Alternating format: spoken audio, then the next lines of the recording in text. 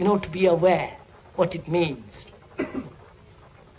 To be aware of the trees, of the blue sky through the trees, of those hills beyond, of that noise of a motor, of the colors that are there in front. Just to be aware. And to be aware so choicelessly, you know very well that you can't change it. You can't change the mountains. You can't change the beauty of that sky. But when we are aware of what is, we want to transform it. We are endlessly active about it.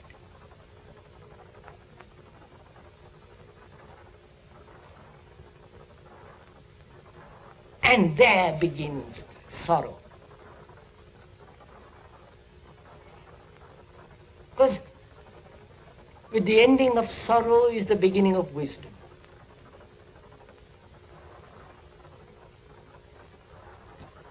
And the ending of sorrow is the understanding of what is.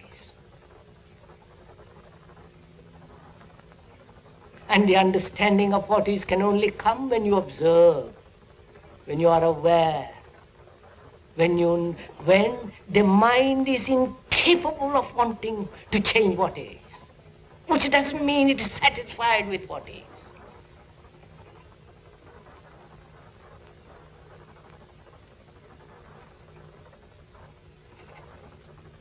So,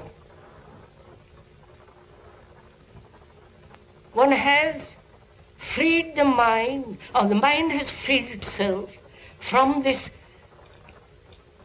everlasting search. That's finished. And that means a tremendous burden off one's shoulder.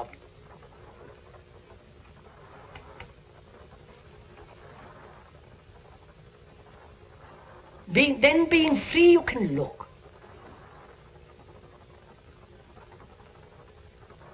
And to look, you need great energy.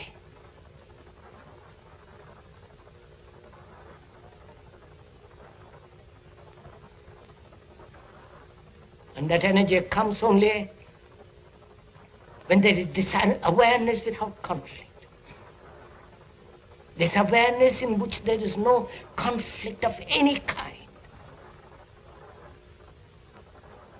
Just observation.